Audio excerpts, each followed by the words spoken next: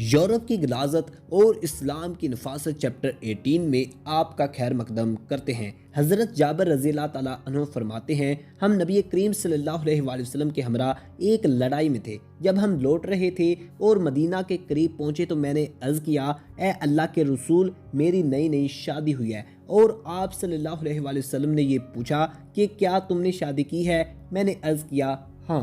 آپ نے فرمایا، تمہاری بیوی کنواری ہے یا پھر بیاہی ہو؟ میں نے عرض کیا، یا رسول اللہ صلی اللہ علیہ وآلہ وسلم، وہ بیاہی ہوئی ہے۔ آپ نے فرمایا، تم نے کسی نو عمر لڑکی سے بیاہ کیوں نہیں کیا کہ آپس میں خوب ہنسی مذاق ہوتا؟ ایک اور روایت میں آتا ہے، تم نے کسی کنواری سے کیوں نہ شادی کر لی جو تمہیں کھلاتی اور تم اسے کھلاتے؟ دوستو، اس حوالے سے علامہ ابن قیم فرماتے ہیں، حضور کریم صلی اللہ علیہ وآلہ وسلم نے بیاہی پر کنواری کو کیوں ترجیح دی ہے، جبکہ کنوارا پن پہلی بار ہی ہم بستری کے بعد زائل ہو جاتا ہے اور لڑکی ہمیشہ کے لیے یسبا جس کی بکارت زائل ہو جاتی ہے۔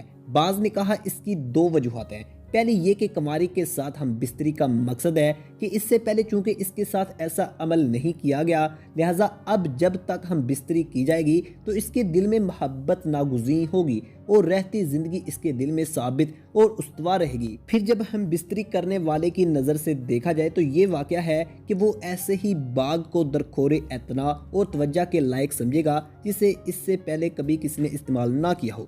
اللہ تعالیٰ نے بھی اسی طرف اشارہ کرتے ہوئے حوروں کے متعلق ارشاد فرمایا، جن کو اہل جنت سے پہلے کسی انسان نے نہ ہاتھ لگایا ہوگا اور نہ ہی کسی جن نے، اور پردہ بکارت زائل ہونے کے بعد بھی ہم بستری کی لذت بدستور باقی رہے گی۔ اور دوسری وجہ یہ ہے کہ اہل جنت کے بارے میں وارد ہے کہ جب وہ اپنی بیوی سے ہم بستری کریں گے تو وہ دوبارہ کنواری ہو جائیں گی۔ حضرت عائشہ رضی اللہ تعالیٰ عنہا بھی حضور کریم صلی اللہ علیہ وآلہ وسلم کے سامنے ناز کرتی تھی، کیونکہ آپ کے علاوہ ازواج مطہرات میں کوئی بھی کنواری نہیں تھی۔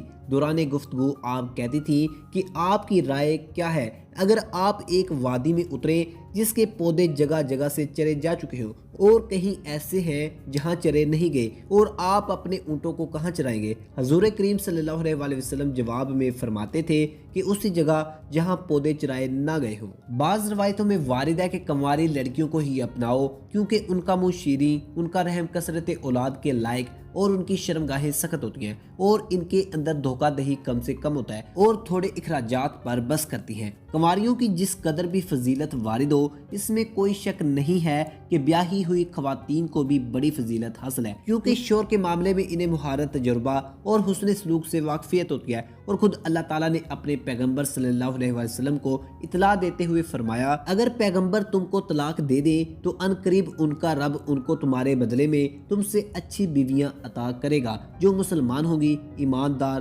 فرما بردار، توبہ کرنے والی، عبادت گزار، روزہ دار، بیاہی ہوئی اور کنواریاں بھی۔